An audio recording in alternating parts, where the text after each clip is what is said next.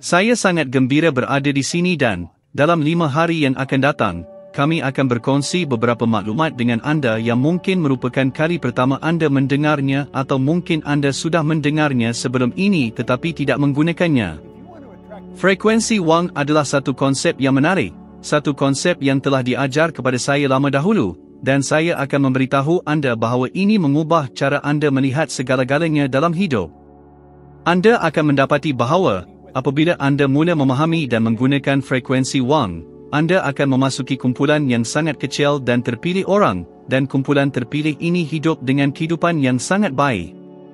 Saya ingin mencadangkan supaya anda membuat keputusan untuk memberi perhatian kepada apa yang kami ajar di sini dan bahawa anda berada di sini setiap hari sepanjang 5 hari ini.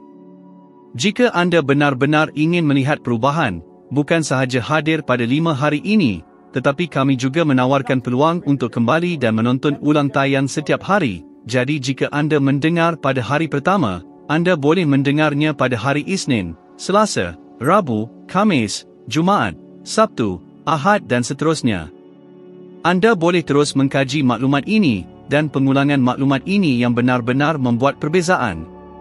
Kini, ia mengambil sedikit masa untuk saya memahami ini, tetapi saya akan memberitahu anda, apabila saya memahaminya dan ia mula berfungsi untuk saya, segala-galanya dalam hidup saya berubah.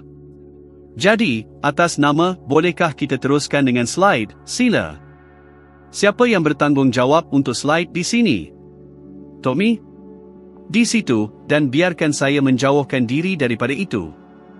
Kini semuanya sudah baik. Frekuensi wang adalah satu konsep yang tidak ramai orang faham. Saya telah menggunakan konsep ini tetapi tidak faham.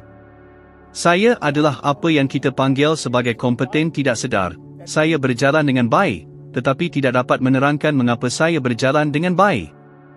Ia sesuatu yang pelik, tetapi jika anda terus mengkaji ini, ia berfungsi seperti sihir. Kini, anda akan perhatikan di sini garisan-garisan. Jika kita boleh perbesarkan ke skrin penuh, sila. Anda akan melihat garisan-garisan yang ada di skrin. Ia adalah untuk menggambarkan secara grafik tahap getaran. Sudah tentu ia tidak tepat seperti ini, tetapi ada bilangan frekuensi yang tidak terhingga. Setiap satu adalah tahap getaran. Segala-galanya mempunyai getaran sendiri. Segala-galanya di alam semesta. Saya mempunyai sekeping kertas di sini. Sekeping kertas ini mempunyai getarannya sendiri. Kini, sekeping kertas ini dahulunya adalah kayu yang menjadi kertas. Saya ingat apabila saya masih kecil, saya tinggal di tempat yang dipanggil Mishcatan Arbor, di utara Kanada. Bapa saya bekerja di kilang kertas di utara Kanada dan kami tinggal di sebuah pondok kayu kecil, tepat di sebelah landasan kereta api. Setiap kali kereta api lalu, pondok kecil itu bergetar, dan landasan kereta api mempunyai kayu balak besar. Itu adalah kayu selulosa. Saya berumur 4 atau 5 tahun, tidak faham apa-apa mengenainya, tetapi mereka memberitahu saya bahawa mereka akan mengambilnya dan mengubahnya menjadi kertas. Sudah tentu saya tidak faham itu, tetapi hakikatnya skim yang berlaku. Anda boleh mengambil apa-apa dan menukarnya menjadi sesuatu yang lain. Kami ambil air dan mengubahnya menjadi wap, bagaimana? Dengan mengubahnya dari satu keadaan getaran ke keadaan yang lain.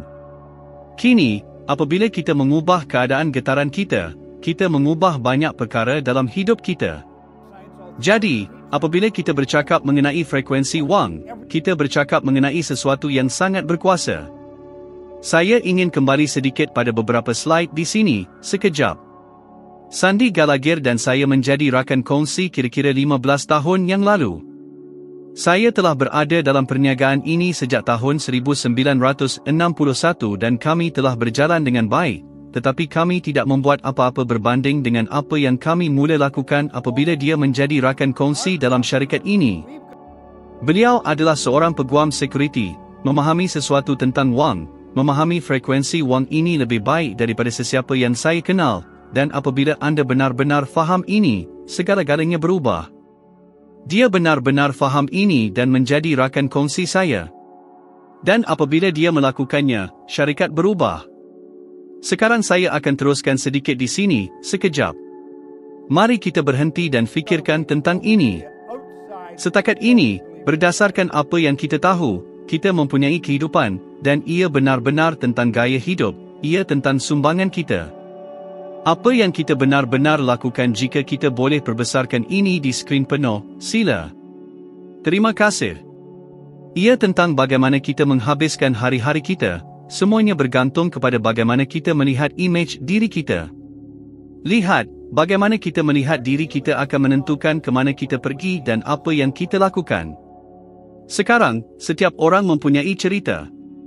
Saya ingin mula menceritakan cerita saya. Ia agak menarik dari sudut pandang saya.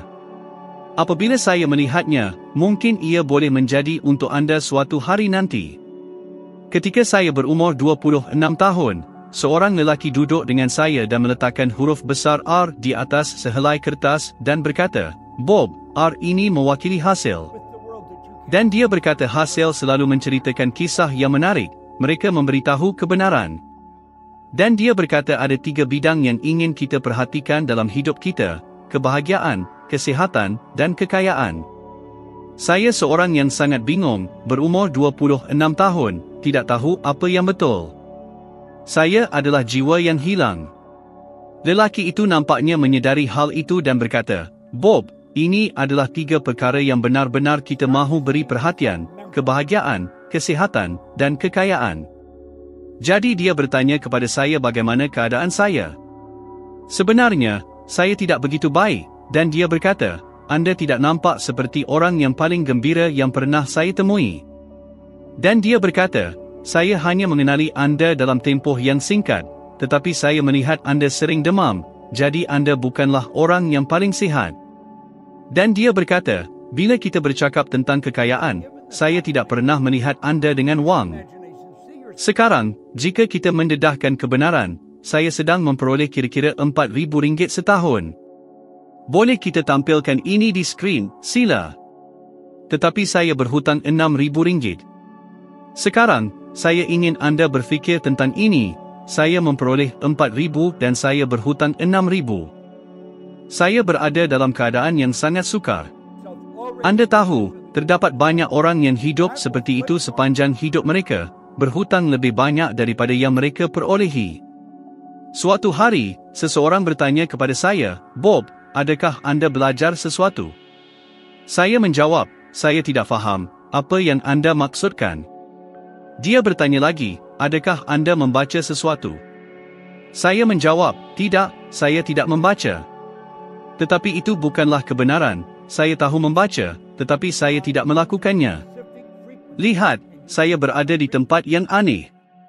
Kebanyakan orang yang boleh membaca tidak membacanya. Dia berkata kepada saya, "Jika anda belajar buku ini dan melakukan tepat seperti yang saya katakan, anda akan mendapatkan segala yang anda inginkan." Sekarang, saya tidak percaya itu, tetapi saya percaya bahawa dia mempercayainya. Dan saya tidak tahu mengapa, tetapi saya memutuskan untuk melakukan apa yang dia katakan. Saya berumur 26 tahun pada masa itu, dan saya tidak pernah melakukan apa yang orang lain katakan. Saya hanya melengkapkan 2 bulan di sekolah menengah, tidak mempunyai pendidikan formal, tidak mempunyai pengalaman perniagaan, dan tidak mempunyai apa-apa untuk ditawarkan ketika mencari pekerjaan. Pada masa itu, saya menerima kira-kira RM180,000 Malaysia, dan saya mula mendengar kata-katanya. Dia mencadangkan supaya saya menentukan apa yang saya mahu, dan menulisnya di atas kad. Sejak itu, saya telah membawa kad itu di dalam poket saya. Di belakang kad itu terdapat satu petikan dari ERL Nij Tingali. Ia adalah kad matlamat. Dia berkata, "Impian besar ini, perkara yang tidak kelihatan oleh sesiapa kecuali orang yang memilikinya, bertanggungjawab untuk setiap kemajuan besar dalam umat manusia." Saya menulis matlamat saya di atas kad itu. Dia berkata, "Saya mahu mencadangkan supaya anda duduk dan tentukan apa yang anda mahu." Saya menulis pada kad itu bahawa saya mahu mempunyai $25,000. Sebenarnya, saya tidak mengenali sesiapa yang mempunyai $25,000. Saya sebenarnya tidak percaya saya akan mempunyai $25,000 suatu hari nanti, tetapi saya menulisnya di kad itu kerana skim yang dia suruh saya buat. Tulis apa yang anda mahu. Dan saya menulis apa yang saya mahu. Dia berkata, saya mahu anda mula membaca kad ini setiap hari. Baca setiap hari. Sekarang, ini adalah tingkah laku yang ganjil untuk seseorang dalam kedudukan saya, tetapi saya mengambil kad itu dan mula membaca. Saya akan memberitahu anda apa yang berlaku, dan hanya dengan masa saya benar-benar menyedari perkara ini, saya mula berfikir tentang cara untuk menjana wang. Sebelum ini, saya tidak pernah berfikir tentangnya. Saya hanya memikirkan masalah yang saya hadapi, hutang yang saya ada, dan itu sahaja yang saya fikirkan, masalah yang saya hadapi. Ini membuat saya mula berfikir tentang cara untuk menjana wang dan, kerana saya mula berfikir tentang menjana wang, saya mula mendengar orang bercakap tentangnya. Ada seorang lelaki bernama L. Phillips, yang bercakap tentang menjana wang. Dia bercakap tentang membersihkan pejabat. Saya fikir, saya tidak malu, saya akan membersihkan pejabat, tetapi dia berkata untuk pastikan saya melakukannya untuk diri saya sendiri. Saya mendapat peluang itu. Dia menunjukkan kepada saya di mana untuk membeli baldi dan mop terpakai serta mesin lantai terpakai.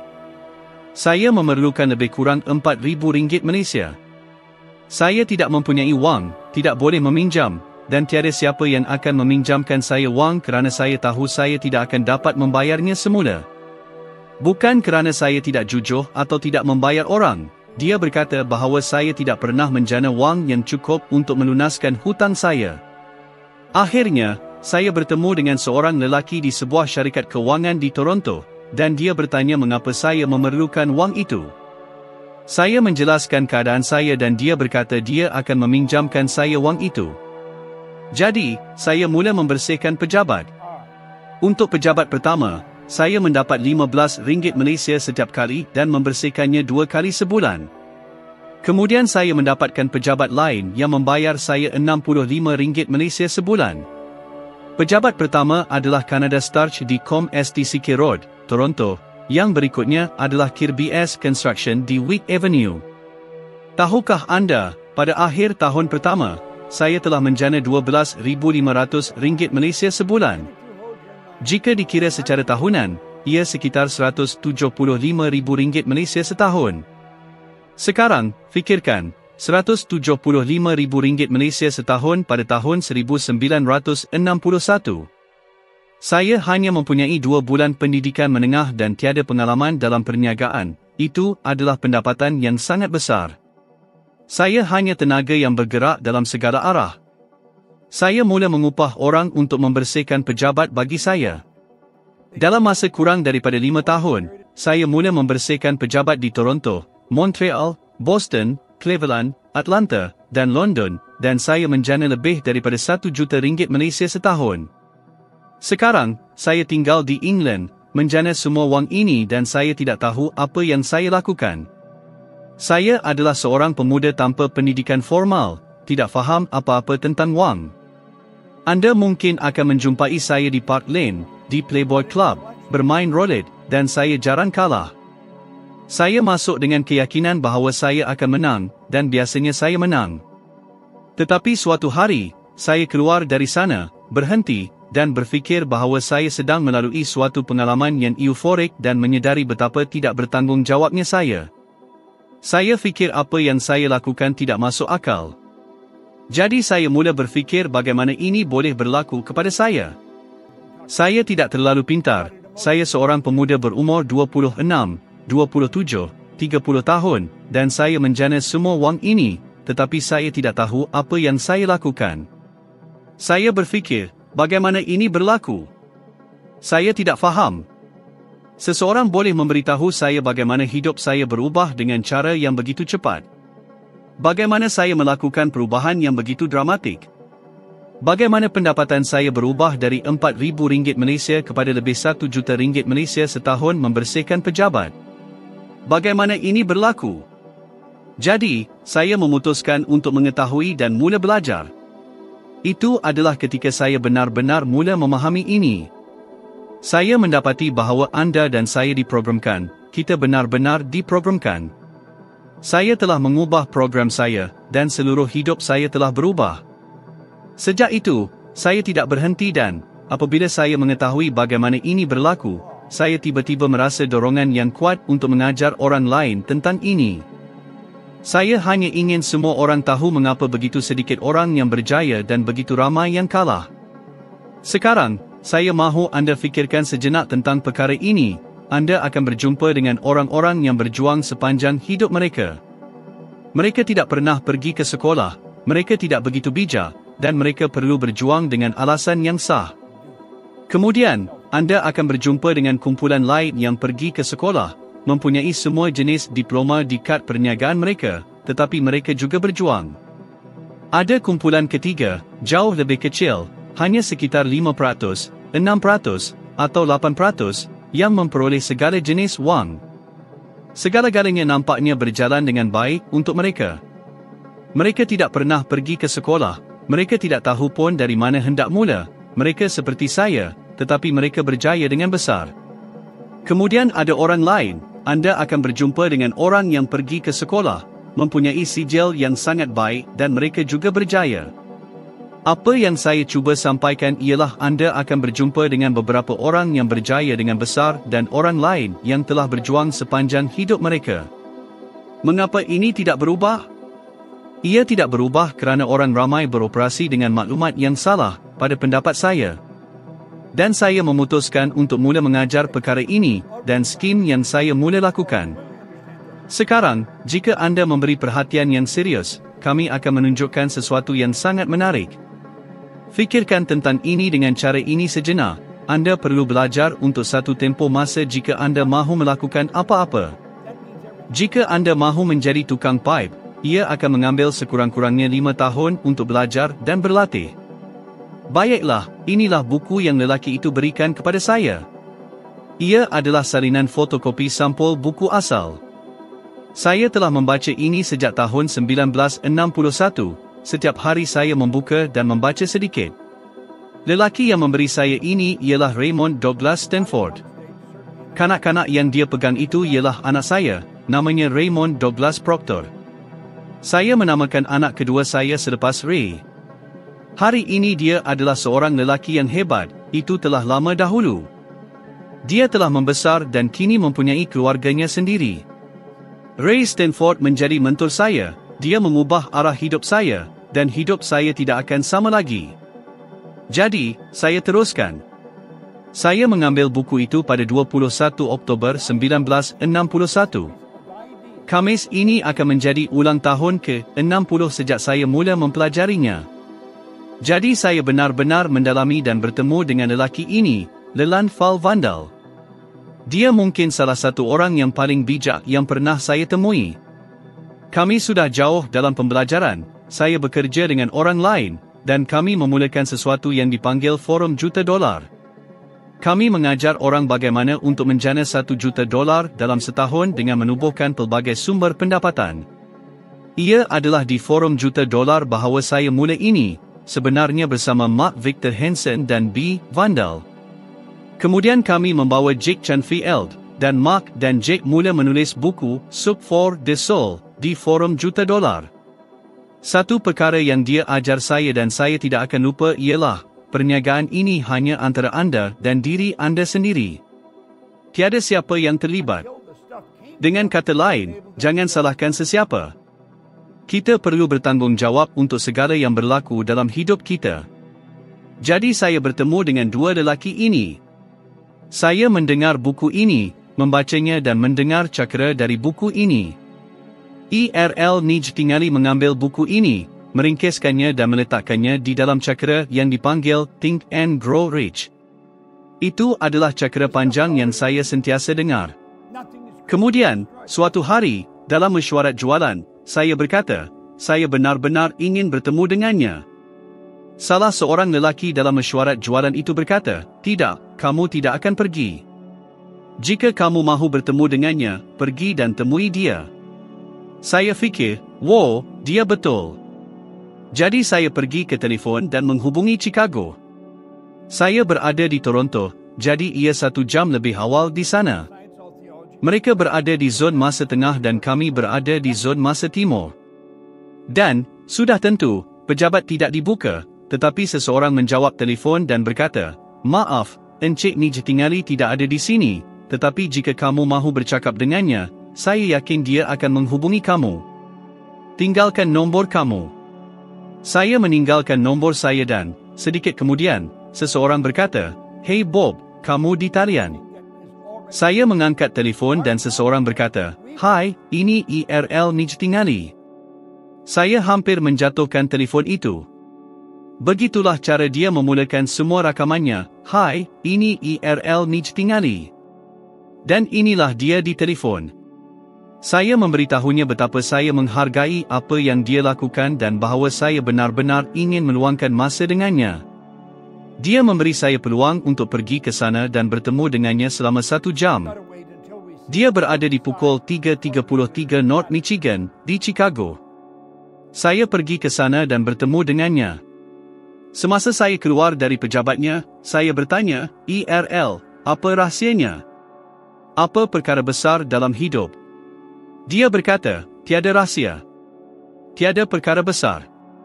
Ia hanya soal duduk, memutuskan dengan tepat apa yang kamu mahu, kemudian memutuskan bahawa kamu akan mendapatkannya dan tidak mengambil mata kamu dari matlamat. Saya tahu dengan tepat apa yang saya mahu. Saya telah mendengar rakamannya selama bertahun-tahun. Saya mahu bekerja dengannya, jadi saya memutuskan bahawa saya akan melakukannya pada tahun 1968. Inilah gambar ketika saya menjadi naib presiden jualan beliau. Saya mula bekerja dengannya, ia seperti seorang paderi muda yang bekerja di Vatikan. IRL Nijtingali benar-benar bijak, Lloyd Conan juga seorang lelaki yang benar-benar bijak, dan mereka menjadi mentor saya. Saya mula dengan Ray, kemudian Leland Vandal, kemudian IRL Nijtingali. Lihat, saya bekerja dengan orang yang benar-benar bijak, saya mendapat pendidikan, mempelajari sesuatu yang kebanyakan orang tidak pernah pelajari. Satu-satunya perkara yang mereka ajar saya ialah bahawa mentaliti adalah segalanya. Itu sahaja. Saya mahu anda ingat ini. Jika anda tidak ingat apa-apa lagi hari ini, ingat bahawa mentaliti telah memberi saya kehidupan yang kebanyakan orang hanya bermimpi untuk hidup. Mentaliti akan melakukan perkara yang sama untuk anda. Rahsia terletak pada cara berfikir anda. Apabila anda mengambil kad dan menulis matlamat anda di atasnya, saya telah menulis matlamat saya di sini dan saya berkongsi matlamat ini dengan Rush, yang merupakan sebahagian yang sangat penting dalam syarikat kami. Matlamat ini akan tercapai dengan pasti, sama seperti malam akan gelap malam ini, kerana saya tidak akan membiarkan fikiran saya menyimpang daripadanya. Dan inilah sebenarnya rahsianya, anda perlu mengekalkan fikiran anda pada apa yang anda inginkan. Inilah mentaliti. Sekarang, fikirkan tentang perkara ini sejenak. Ada John F. Kennedy, ketika dia menjadi Presiden Amerika Syarikat, bersama Dr. Wernher von Braun, yang merupakan otak di sebalik projek-projek pendaratan bulan. Presiden Kennedy bertanya kepadanya, apakah yang diperlukan untuk membina roket yang akan menghantar seorang lelaki ke bulan dan membawanya kembali dengan selamat ke bumi? Von Braun bertanya, keinginan untuk melakukannya.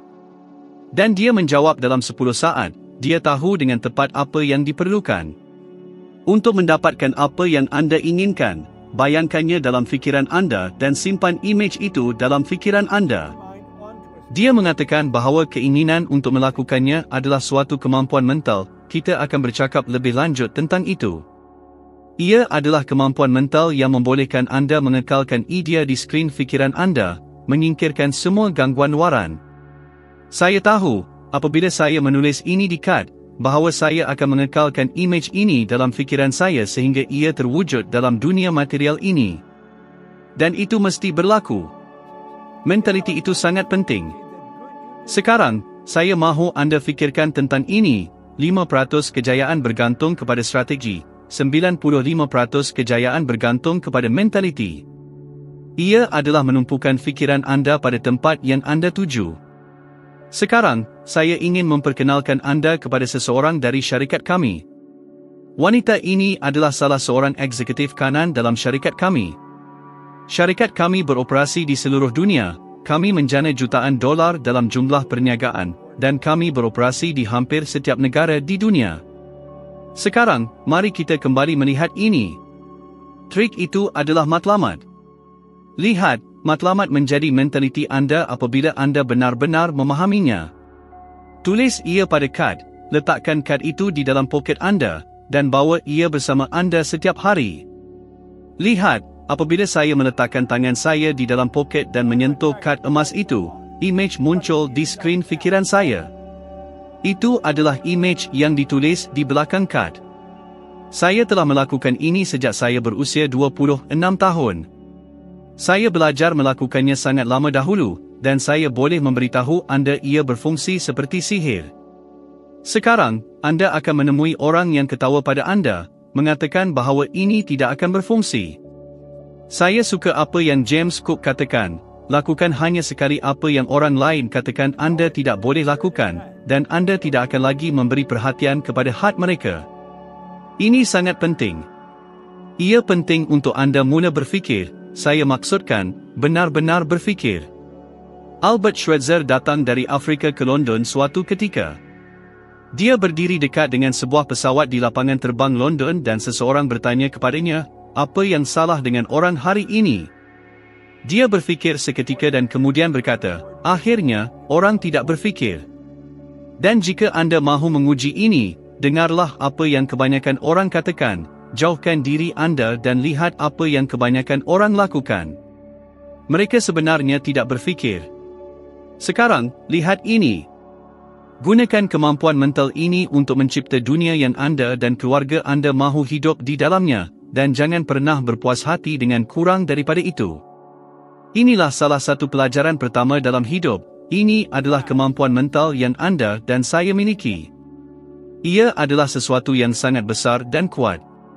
Kita adalah satu-satunya bentuk kehidupan yang mempunyai kemampuan tinggi ini. Kemampuan tinggi ini berada dalam minda kita yang sedar, dan ia adalah kemampuan-kemampuan ini yang membolehkan kita membina apa sahaja yang kita inginkan. Apabila anda melihat semua bangunan cantik di seluruh dunia, ia adalah melalui penggunaan kemampuan-kemampuan tinggi ini yang membuat perbezaannya. Kebanyakan orang tidak tahu banyak tentang ini. Anda mungkin bertanya, apa yang anda tahu tentang mereka? Jika seseorang meminta anda untuk memberi ceramah tentang mana-mana kemampuan ini, berapa lama anda akan bercakap tentangnya? Sebenarnya, kami tidak pernah diajar banyak tentangnya. Anda boleh melalui seluruh sekolah dan tidak belajar apa-apa tentang kemampuan ini. Kita hidup berdasarkan apa yang kita lihat, bau, rasa, sentuh dan dengar. Ini adalah faktor deria. Semua ahli kerajaan haiwan mempunyai faktor-faktor ini. Saya mempunyai beberapa anak anjing di rumah yang boleh mendengar, melihat, menghidu, merasai dan menyentuh, tetapi mereka tidak mempunyai kemampuan tinggi ini, dan inilah yang perlu kita gunakan untuk fokus. Semasa kita terus maju dalam kerja ini dan menyelami lebih dalam, kita akan bercakap lebih banyak tentang setiap kemampuan ini. Lihat, persepsi kita adalah bagaimana kita melihat perkara-perkara. Jika kita mengubah persepsi kita, segala-galanya dalam hidup kita akan berubah. Jadi, saya ingin mencadangkan anda berfikir tentang ini. Jika anda belum menulisnya, kembali dan tonton semula dan catatkan, okey. Sekarang, semuanya berkisar tentang minda, sebenarnya semuanya berkaitan dengan minda. Minda anda yang hebat.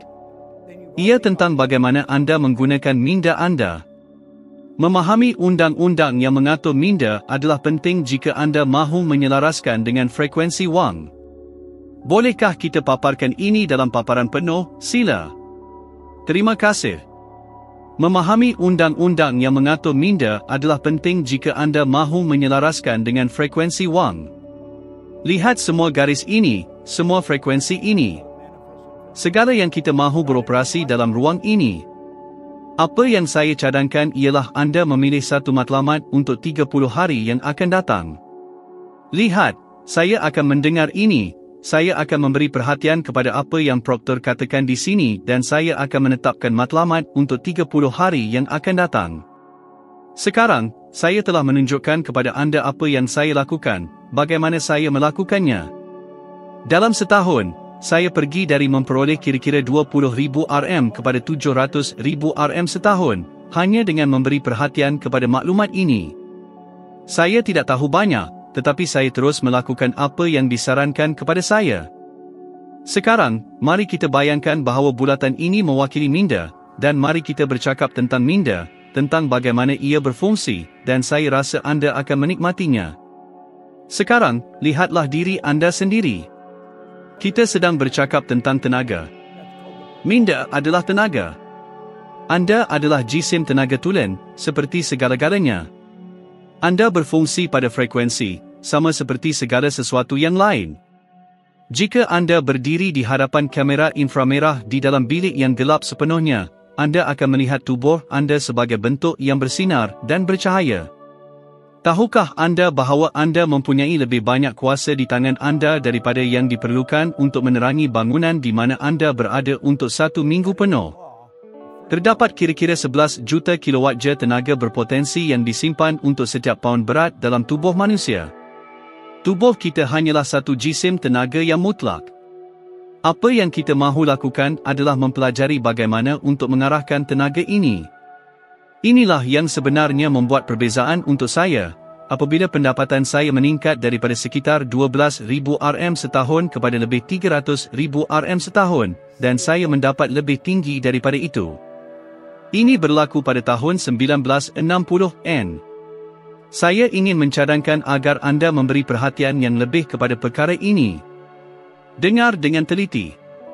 DNA rohani anda adalah sempurna.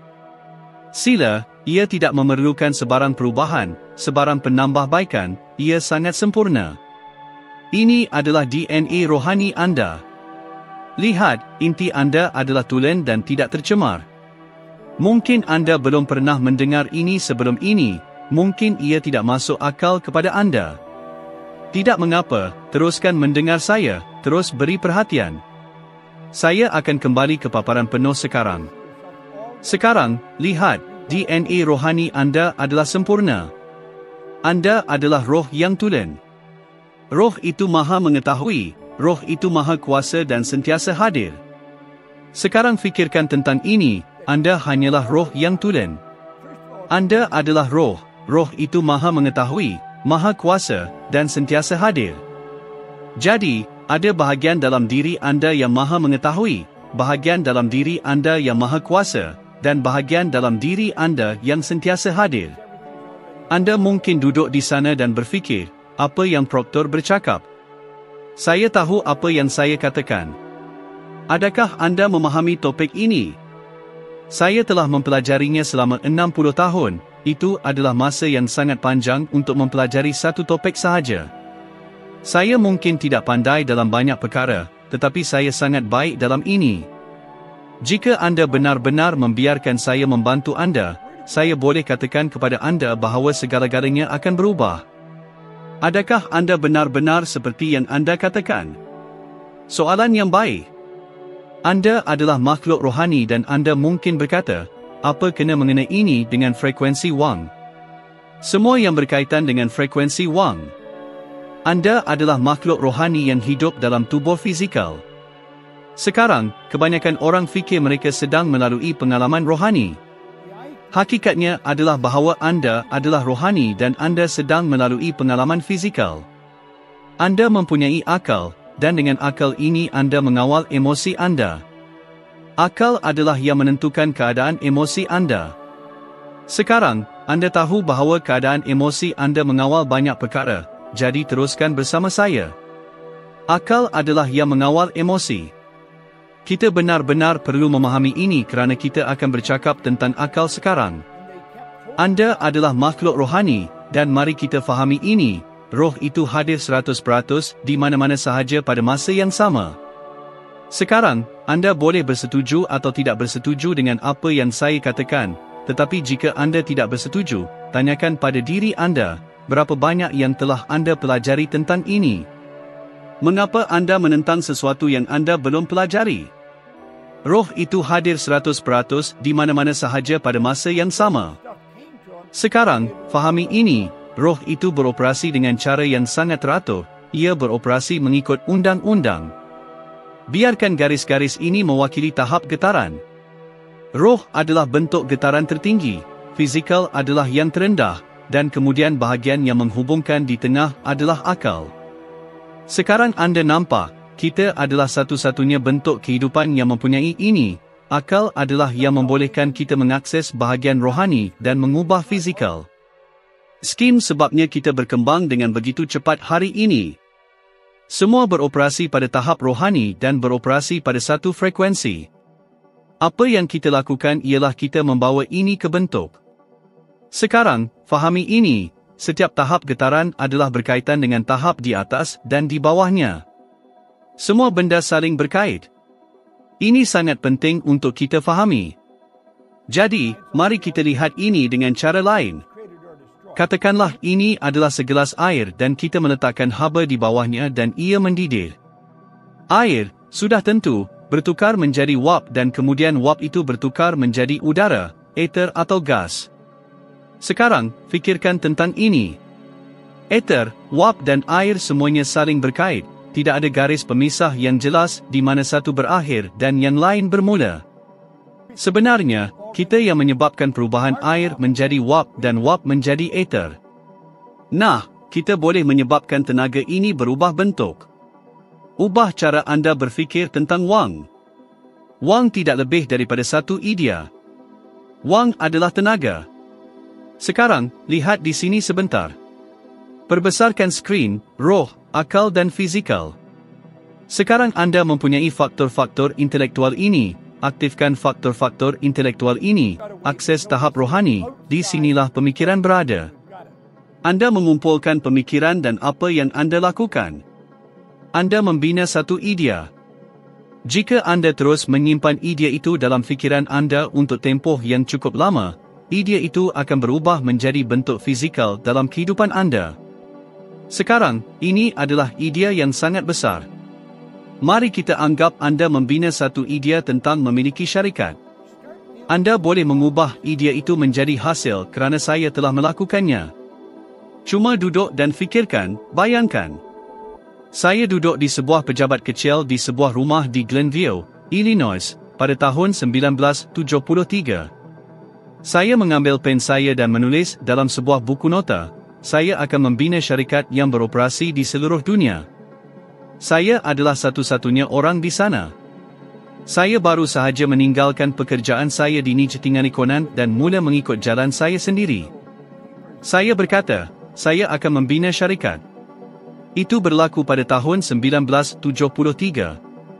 Saya ingat ia adalah pada bulan Mac tahun itu. Kami melakukan satu pembentangan yang sangat mirip dengan ini, dan kami mempunyai kira-kira 93,000 orang yang sedang menonton. Mi memotong saya dan berkata, Bob, saya rasa anda akan ingin tahu bahawa kami baru sahaja memasuki setiap negara di dunia. Saya menetapkan matlamat ini pada tahun 1973 dan mencapainya pada tahun 2021. Mengapa saya tetap dengan matlamat ini begitu lama? Kerana saya faham bagaimana ia berfungsi, dan inilah cara ia berfungsi. Ini adalah satu undang-undang mutlak. Anda menggunakan minda anda dan menyambung dengan roh. Di situlah segalanya berada, dan anda membina satu imej tentang kebaikan yang anda inginkan. Imej ini mesti menjadi bentuk. Apa yang Van Braun kata kepada John Kennedy? Apa yang anda perlukan adalah kehendak untuk melakukannya.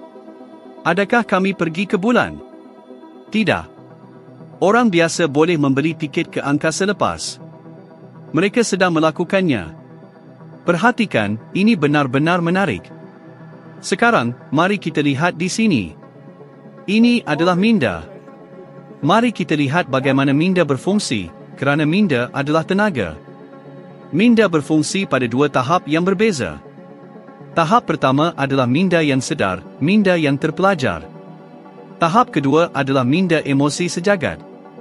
Sekarang, minda ini terwujud melalui dan dengan badan fizikal. Apa sahaja yang berlaku dalam minda akan diekspresikan melalui badan, menghasilkan tindakan dan keputusan.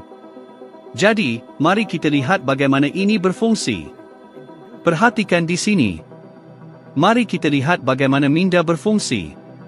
Ia adalah minda dan paradigma.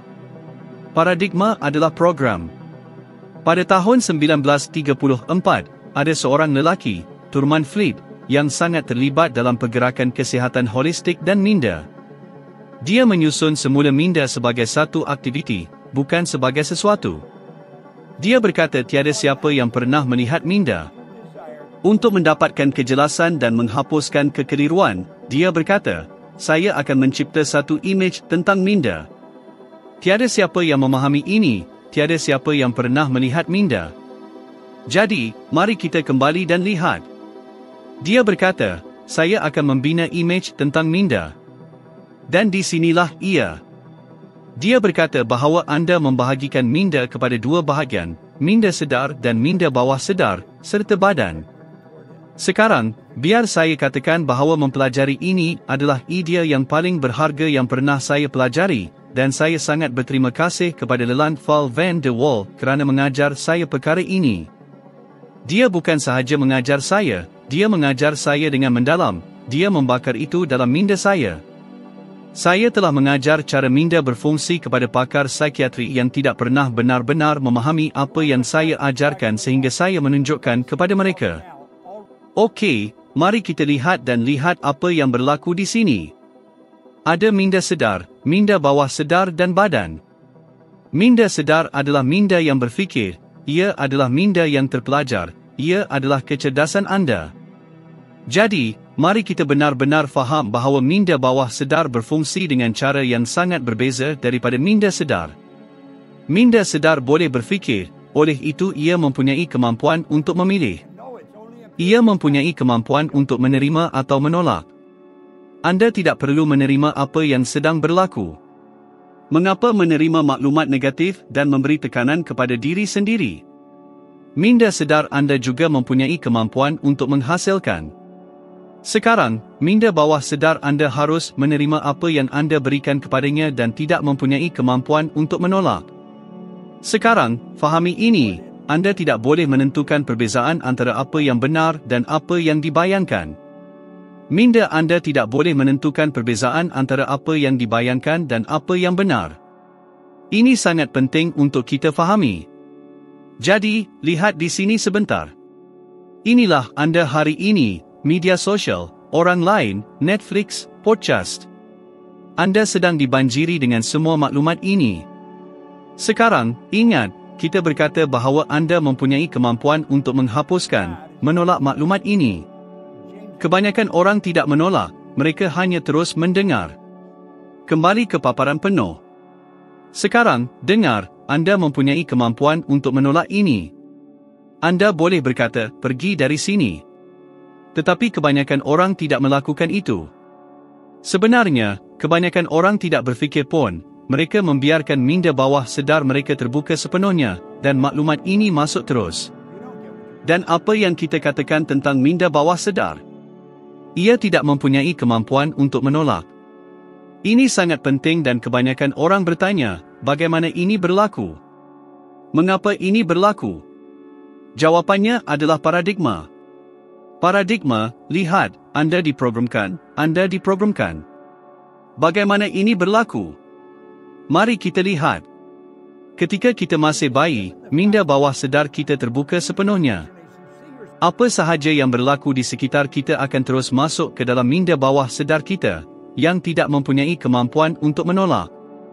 Melalui pengulangan maklumat ini, kita membentuk paradigma. Sekarang, lihat, ini berlaku ketika kita masih muda. Ketika kita masih bayi, paradigma ibu bapa kita dibina. Pelbagai jenis maklumat masuk ke dalam minda kita, dari orang lain yang menuangkan ke dalam minda bawah sedar kita. Dan begitulah paradigma terbentuk dalam minda bawah sedar kita, dan begitulah orang menjadi apa yang mereka adalah. Sekarang, mari kita analisis ini sebentar. Kita sudah memiliki pengetahuan dan kuasa untuk mencapai hampir segala-galanya yang kita inginkan. Namun, kita masih belum mengembangkan pemahaman yang jelas tentang bagaimana paradigma terbentuk atau bagaimana ia mengawal tingkah laku biasa kita. Oleh itu, kita sering tidak melakukan apa yang kita sudah tahu kita boleh lakukan. Orang tahu bagaimana melakukan sesuatu dengan lebih baik, tetapi mereka tidak melakukannya.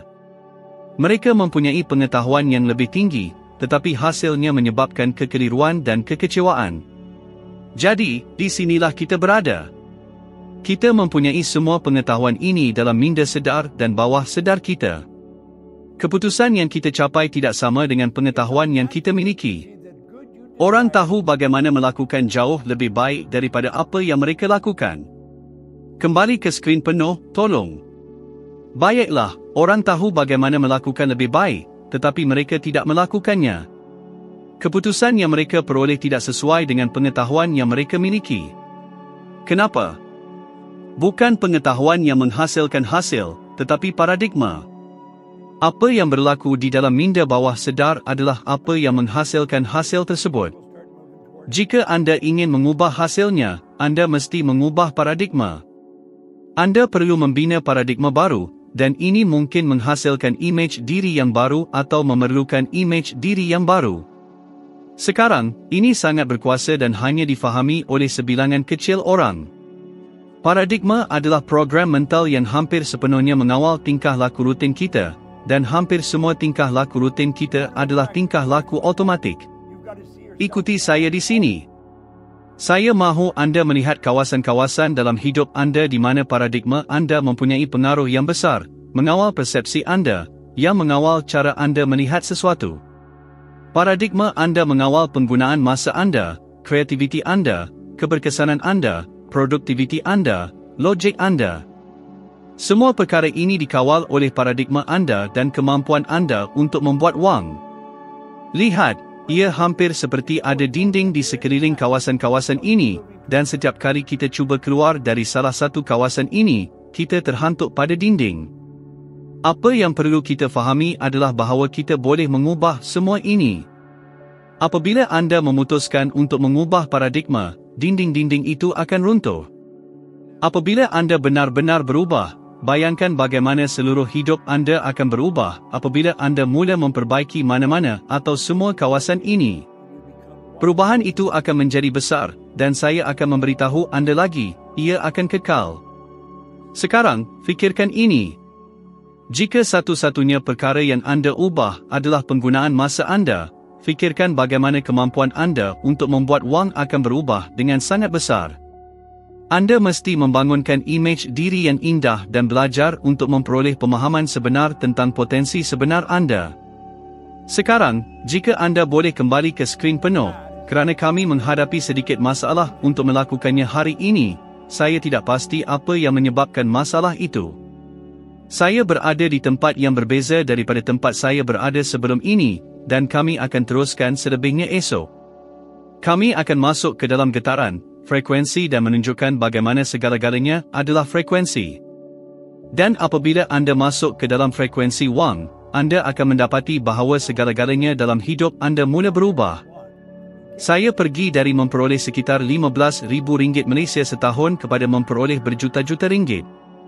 Jika saya boleh melakukannya, anda juga boleh. Saya telah mengajak Mii untuk datang dan bercakap sedikit tentang latar belakangnya dan di mana dia berada sekarang, kerana kisah Mii dan kisah saya sangat serupa. Kami berdua bermula dari tiada apa-apa. Sekarang, saya benar-benar percaya bahawa sesiapa sahaja boleh mengubah hidup mereka. Saya benar-benar percaya sesiapa sahaja boleh. Terima kasih kerana menonton. Jangan lupa untuk memberi tanda suka dan komen untuk menyokong saluran ini, dan kita akan berjumpa dalam video yang seterusnya.